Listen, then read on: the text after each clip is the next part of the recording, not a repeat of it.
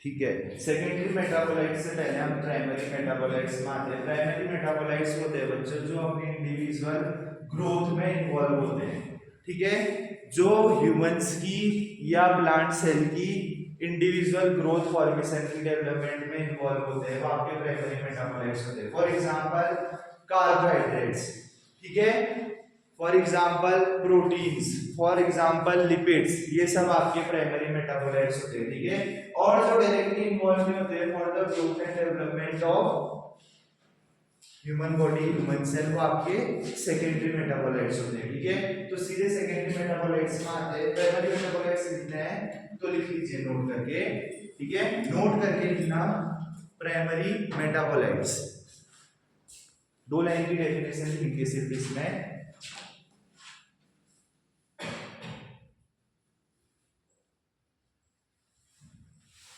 लिखना बच्चों, primary metabolites are the compound, primary metabolites are the compound, note करके लिखना आप सेकेंडरी मेटाबोलाइट्स से पहले। Primary metabolites are the compound that are directly involved in, फिर से बच्चों रिपीट कर रहा हूं कि किसी को भी स्पेलिंग में मिस्टेक हो, समझने में दिक्कत हो तो प्लीज क्लास में पूछ लीजिए। कोई भी एरर क्वेरीज अपने मन पे रख के मत जाइएगा। नई चीजें समझ में आती है तो पूछिए इसका मतलब ये क्या होता है, ठीक है। अगर आपको जैसे भी सूटेबल लग रहा है, हिंदी में लिखना है, इंग्लिश में लिखना, आप वैसे लिख सकते हैं, कोई दिक्कत नहीं है, ठीक है। बस आपके पास प्रॉपर नोट्स होने चाहिए, ठीक है। चलो क्या लिखा आपने, primary metabolites are the compound that are directly involved in normal growth, in normal growth, comma development, involve, involve in normal growth, comma development and reproduction in all organisms, and reproduction in all organisms, ठीक है। ऐसे compounds आपके जो directly involve होते हैं growth, development और reproduction of all organism, वो आपके प्राइमरी मेटाबोलाइट्स होते हैं। एग्जांपल लिखना, कार्बोहाइड्रेट्स, कार्बोहाइड्रेट्स, ठीक है। कार्बोहाइड्रेट्स क्या काम होता है कार्बोहाइड्रेट्स का? एनर्जी प्रोडक्शन, एनर्जी मॉलिक्यूल्स होते हैं, ठीक है, जो डायरेक्टली इन्वॉल्व होते हैं आपके। दूसरा एग्जांपल लिखना, लिपिड, लिपिड, दूसरा एग्जांपल लिखना लिपिड, ये क्या होते हैं, एनर्जी स्टोरेज मॉलिक्यूल्स, ब्रैकेट में लिख देना एनर्जी स्टोरेज मॉलिक्यूल्स, ठीक है। अब जल्दी से हेडिंग डालना सेकेंडरी मेटाबोलाइट्स, ठीक है, ये आपकी नोट हो गया। अब जल्दी से हेडिंग डालना सेकेंडरी मेटाबोलाइट्स, ठीक है, बड़ी बड़ी हेडिंग डालना साफ साफ पन्ने में ब्लैक पेन से, ठीक है, हाईलाइट करना सेकेंडरी मेटाबोलाइट्स। लिखना बच्चों, these are the substance, these are the substance manufactured by plants, manufactured by plants, manufactured by plants that make them, छूट जाएगा तो प्लीज पूछ लीजिएगा, स्पेलिंग में डाउट होगा तो पूछ लीजिएगा, ठीक है। क्या लिखा, that makes them competitive in own environment, competitive, competitive, competitive in their own environment, full stop,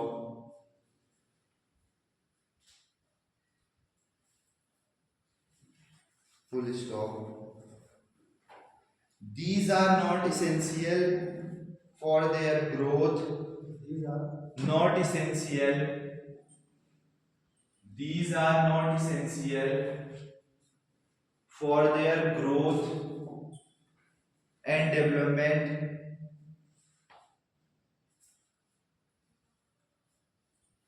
and development, ठीक है, full stop. They play important role, they play important role, यहाँ पे छुपा पीछे हुए, कितना पीछे बताइए, ठीक है। They play important role in defence,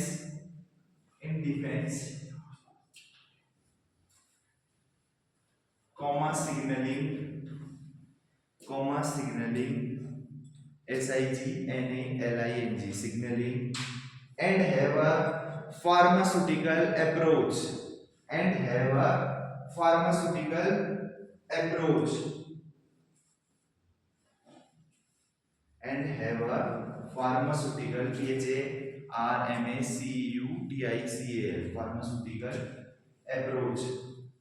full stop. ठीक है बच्चों, ऐसे सब्सटेंसेस, ऐसे कंपाउंड्स जो डायरेक्टली इन्वॉल्व नहीं होते हैं ग्रोथ और डेवलपमेंट के लिए, वो सेकेंडरी मेटाबोलाइट्स कहलाते हैं। ठीक है, जो हम कोई भी क्रूड ड्रग फॉर्मेशन करते हैं, समझिएगा मेरी बात, जो भी हम क्रूड ड्रग फॉर्मेशन करते हैं through the extract, through the latex और any other part of individual plant, ठीक है, किसी भी इंडिविजुअल प्लांट से हम उसका एक्सट्रैक्ट फॉर्म करते हैं, निकालते हैं, ठीक है, चाहे उसकी लीफ हो, स्टेम हो, उसकी बार्क हो, कोई भी पार्ट हमने निकाला, उसका हम एक्सट्रैक्ट फॉर्म करते हैं, तो वो एक लेना है प्लांट से, ठीक है, अपनी मैन्युफैक्चरिंग, अपने प्रोडक्शन के लिए प्लांट से हम कोई चीज ले रहे हैं। तो जब हम कोई चीज ले रहे हैं through phytochemical test, through phyto, ये आगे पढ़ेंगे आप, मैं बस बता रहा हूँ, थ्रू फाइटोकेमिकल टेस्ट हम टेस्ट परफॉर्म करते हैं, और उसमें क्या एक्टिव इंग्रेडिएंट है, क्या एक्टिव कॉन्स्टिट्यूएंट है, ये पता लगा के हम उसका यूज करते हैं, फार्मास्यूटिकल यूज करते हैं उसका, ठीक है, कोई भी ड्रग बनाने में, कोई भी क्रूड ड्रग बनाने में, ठीक है। एग्जांपल लिखना है इसके, एग्जांपल लिखना एल्केलॉइड्स, ठीक है, एग्जांपल लिखना बच्चों, पहला एग्जांपल सेकेंडरी मेटाबोलाइट्स के एल्केलॉइड्स,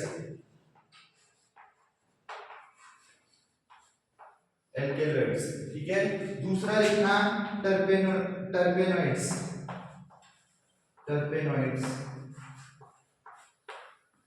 तीसरा लिखना ग्लाइकोसाइड, TRPNOIDS, टर्पेनोइड्स, ठीक है, अगर समझ में ना आए तो पूछ लेना। तीसरा लिखना ग्लाइकोसाइड्स, चौथा लिखना वोलेटाइल ऑयल, पांचवा लिखना tannins, TANNINS,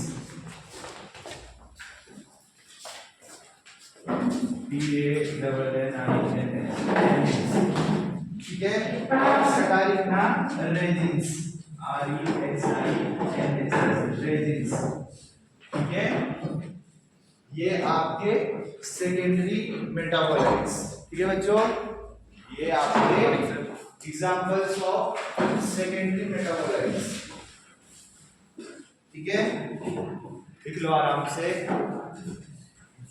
secondary metabolites which are not directly involved in the growth and development of any individual organism, ठीक है, कि हम उसकी मैन्युफैक्चरिंग के लिए प्लांट से कोई एक्सट्रैक्ट लेते हैं, चाहे उसकी लीफ से हो, चाहे उसके लेटेक्स से हो, या प्लांट के किसी भी पार्ट से हो, तो वो सब सेकेंडरी मेटाबोलाइट्स के अंदर आता है, जिसके एग्जांपल है alkaloids, terpenoids, glycosides, volatile oil, tannins and resins, ठीक है। तो सबसे पहली फ्रेश हेडिंग डालना बड़े बड़े अक्षरों में एल्कोलॉइड्स, ठीक है, सबसे पहले हेडिंग डालना एल्कोलॉइड्स, हाईलाइट करना, स्टार मार्क कर लेना, 4-5 स्टार लगा लेना, सबसे इंपॉर्टेंट पार्ट है फार्माकोजेनेसिस का एल्कोलॉइड्स, ठीक है। चलो डाला एल्कोलॉइड्स, लिखना है इसमें बच्चों, प्लीज जो भी नए आए जल्दी से एल्कोलॉइड्स डालो, इसके आगे आपने जो भी लिखा है, कितने लाइन लिखी होगी आपने, लगभग 15 लाइन 12-15 लाइन छोड़ के आप जल्दी से एल्कलॉइड्स डालिए, ठीक है। लिखना है इसमें alkaloids are heterocyclic alkaloids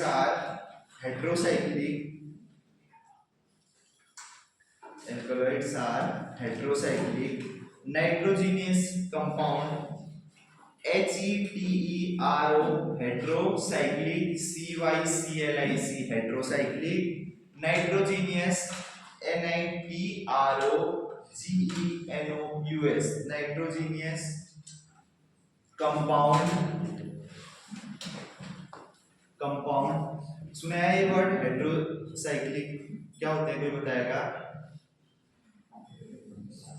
chemistry आप पढ़ रहे हैं, अभी नहीं सुना होगा, ठीक है। आगे आपका आएगा which contain at least one atom, ठीक है। जो आप बेंजीन रिंग बना रहे हैं उसमें एटलीस्ट कम से कम एक नाइट्रोजन एटम अगर कंटेन है तो वो हेट्रोसाइक्लिक कंपाउंड्स होंगे, ठीक है बच्चों। लिखना क्या लिखा आपने, comma contains at least one nitrogen atom comma typically TYPICL। Please फिर से बोल रहा हूं, अगर स्पेलिंग आपको डाउट है, दिक्कत हो रही है तो प्लीज पूछिएगा, ठीक है। One nitrogen NITROCEL nitrogen comma typically in ring structure, ठीक है। कोई भी रिंग स्ट्रक्चर में हम बेंजीन रिंग बनाएंगे तो उसमें एक नाइट्रोजन एटम फॉर्म होगा तो वो आपका हेट्रोसाइक्लिक कंपाउंड्स होंगे, ठीक है बच्चों। इसका एक एग्जांपल लिख लेना, पाइरिडीन, आपने सुना होगा नाम पाइरिडीन, PYRIDINE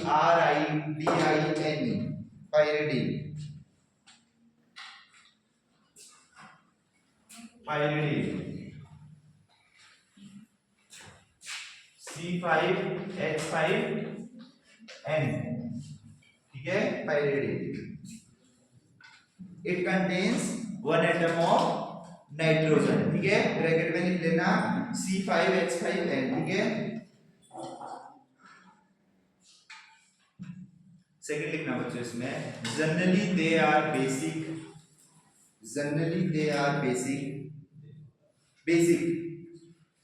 एसिडिक बेसिक वाला बेसिक, ठीक है, बेसिक।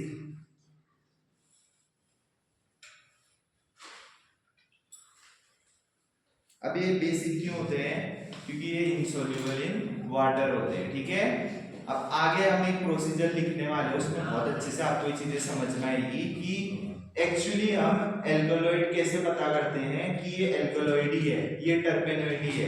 इसका हम सबका एक प्रोसीजर लिख के, और बच्चों एक बहुत इंपॉर्टेंट क्वेश्चन है आपके लिए, ठीक है, ध्यान देना। पहला टॉपिक है, पहली चीज है क्रूटल फॉर्मेशन में, और सेकेंडरी मेटाबोलाइट्स का ये पहला पार्ट है, तो बहुत इंपॉर्टेंट है एल्कलॉइड। ये पीछा नहीं छोड़ने वाला है जब तक कोग्नोसी पढ़ोगे आप एल्कलॉइड, ठीक है। क्या लिखा आपने, generally they are basic due to present of amino nitrogen, due to present of amino nitrogen को आप लोग अंडरलाइन कर लेना, amino nitrogen,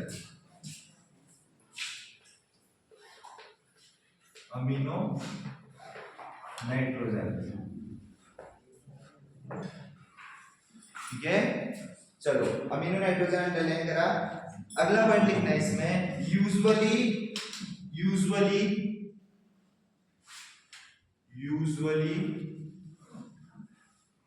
alkaloids are soluble in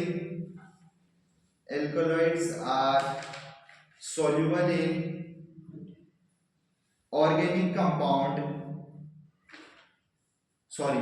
solvent, compound मत लिखना, organic solvents, and insoluble in water,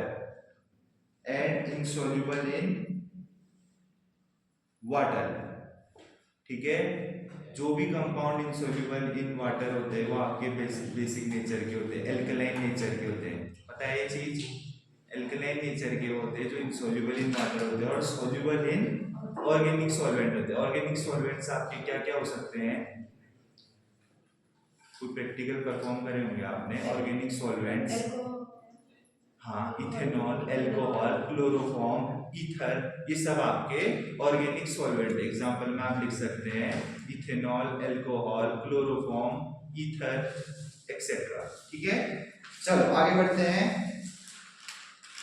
अब देखो इसमें जो आप पढ़ रहे हैं, ठीक है, अगर आप अपनी हेडिंग देखेंगे सिलेबस में तो हमें सेकेंडरी मेटाबोलाइट्स के अंदर individual alkaloid, terpenoid, glycoside, volatile oil, tannins, इन सब के बारे में पढ़ना है।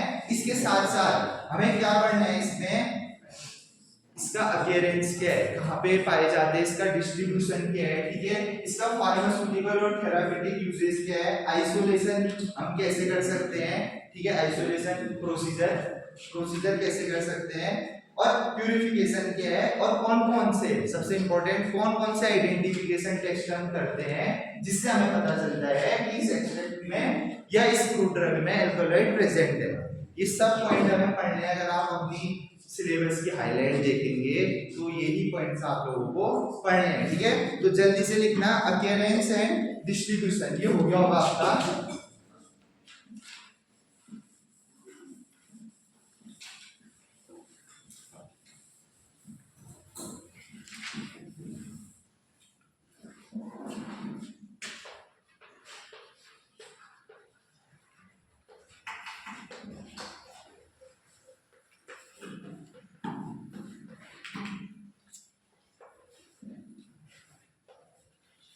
अपियरेंस एंड डिस्ट्रीब्यूशन, ठीक है, लिखना है इसमें बच्चों दो लगते हैं, दो लाइन।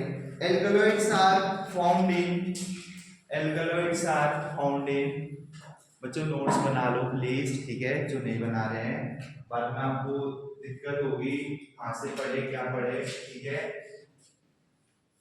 बाद में क्या बता नोट्स हमसे भी स्किप हो जाए इधर उधर, ठीक है, चलो बना लेना notes. Alkaloids are found in any part of the plant. Alkaloids are found in any part of plant and in many of different species and families. And in many different species, SPECIES, species and families.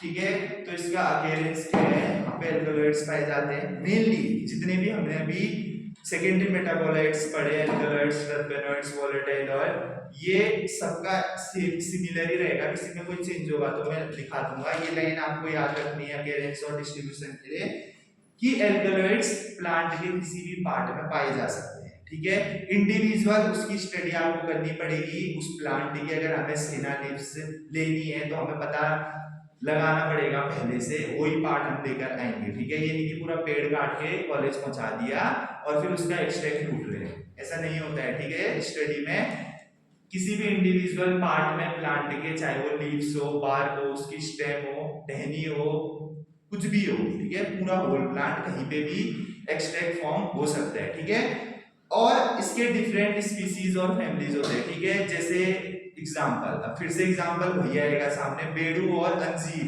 ठीक है, आपका तिमला और अंजीर दो plant होते हैं ficus carry का, किसका हमें लेटेक्स निकालना है। बहुत ही कंफ्यूजिंग है ये चीज, ठीक है, कि लेटेक्स अगर आप दो कंटेनर में लेकर आएंगे तो कोई भी पता नहीं लगा पाएगा कि ये लेटेक्स किसका है।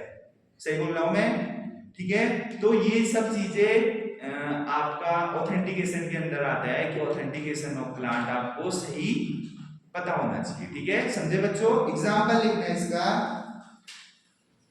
रूबिएशिया। रूबिएशिया स्पेलिंग बता रहा हूं, RUBI, Ruby, BI, RUBI, ACEAE,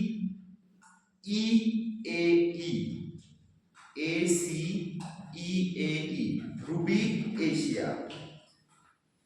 अगला लिखना फैबएशिया, फैबएशिया, फैबएशिया, FABACEAE, फैबएशिया। ठीक है, ये प्लांट के नाम है आपके इंडिविजुअल, इन दोनों की लीव्स में आपका रूबिएशिया आपका कॉफी प्लांट होता है, ठीक है। कॉफी प्लांट जो आपका होता है जिससे में कॉफी पाई जाती है, कॉफी जो आप पीते हैं कॉफी, जो उसका प्लांट होता है उसका नाम रूबिएशिया होता है, ठीक है, एक्सेट्रा, ठीक है। अब आ जाते हैं इसके आइसोलेशन पार्ट में। हेडिंग डालना नई लाइन से आइसोलेशन, आइसोलेशन, ISOLATION, आइसोलेशन। कोई बताएगा आइसोलेशन मतलब क्या होता है? हाँ, अलग अलग करना, ठीक है। किसी भी एक्सट्रैक्ट का हमें कोई चीज निकालना, इंडिविजुअल उस प्लांट का कलेक्ट करना for the pharmaceutical uses, for the development and manufacturing of fruit drug, वो आपका आइसोलेशन होता है कि किस पार्ट से हम कौन सी ड्रग निकाल लें इंडिविजुअली, ठीक है। तो लिखना है इसमें alkaloids may be extracted, alkaloids may be extracted, alkaloids may be extracted, EXTRACTED, extracted, extraction। अभी आप कोग्नोसी की लैब में सभी फ्रूट ड्रगों का एक्सट्रैक्शन करेंगे। एक्सट्रैक्शन मतलब अलग करना, ठीक है। लिखना alkaloids may be extracted by any of the following, by any of the following। Phone अपने लोगों का फोन साइलेंट करके बैठिएगा क्लास में, ठीक है। प्लीज एक रिक्वेस्ट और है कि फोन साइलेंट करके आप बैठिएगा, ठीक है। चलो क्या लिखा है? Any of the following well defined and widely, well defined and widely accepted process, well defined and widely accepted process,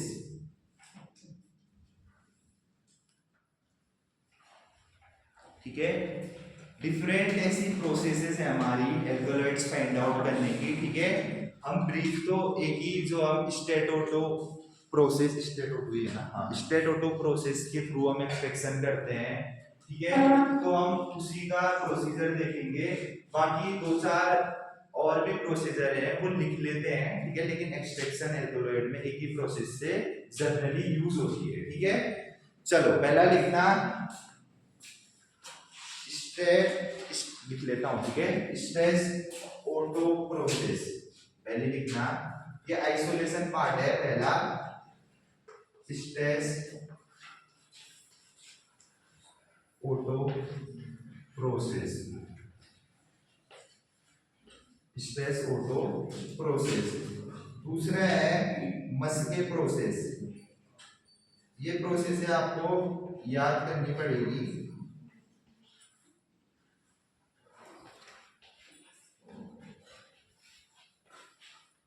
Maske, MUSKEI। तीसरा है आपका किपेनबर्गर, किपेन KIPPEN, बर्गर BRGER प्रोसेस, ठीक है। ये आपके एल्कलॉइड फाइंड आउट करने की तीन होती तो बहुत है, तीन मेन प्रोसेस है, ठीक है। लिख लेना स्ट्रेस ऑटो प्रोसेस, दूसरा मस्कीस प्रोसेस, तीसरा किपेनबर्गर्स प्रोसेस, ठीक है। लिख लिया, ये प्रोसेस है तीन नाम की, ठीक है। अब हम इसमें एक प्रोसेस स्टेट ऑटो प्रोसेस जो जनरली हम यूज करते हैं एल्कलॉइड्स लिखकर समझने में, स्पेलिंग पूछ लेना, ठीक है। अगर स्पेलिंग समझ में ना आए writing Maske, MUSKES, मस्केस process, Maske MUSKE, मस्केस process, ठीक है। तो पहला लिखना बच्चों फ्लूइड ड्रग्स को निकालने की प्रोसेस, फ्लूइड ड्रग को निकालने की प्रोसेस। फॉर देखो प्रोसेस आगे टर्बुलेंट्स पढ़ेंगे, वोलेटाइल ऑयल पढ़ेंगे, रेजिन्स पढ़ेंगे, टेनिन्स पढ़ेंगे, तो प्रोसेस कुछ और इंक्लूड होगी। लेकिन for the process of extraction हम फ्रूट ड्रग में स्टेट ऑटो प्रोसेस बहुत ज्यादा यूज करते हैं। कैसे करते हैं देखते हैं आगे, ठीक है। हेडिंग डालना बड़ी बड़ी ताकि कॉपी जब भी खुले आपको ये दिखे स्टेट ऑटो प्रोसेस, और इसको इंपॉर्टेंट मार्क कर लेना, स्टार लगा देना, हाइलाइटर से हाईलाइट कर देना, कुछ भी कर देना, ये चीज आपको ध्यान में रहनी चाहिए, स्टेट ऑटो प्रोसेस। ठीक है, चलो अब आते हैं, अब स्टेप करके लिखना बच्चों। ठीक है, स्टेप्स करके हम इसको समझते हैं। स्टेप 1 बोलूंगा, फिर स्टेप 2 बोलूंगा, ऐसे करके इसे समझते हैं। ठीक है, स्टेप 1 लिखना, we take crude drug powder, we take, ये क्या स्टार,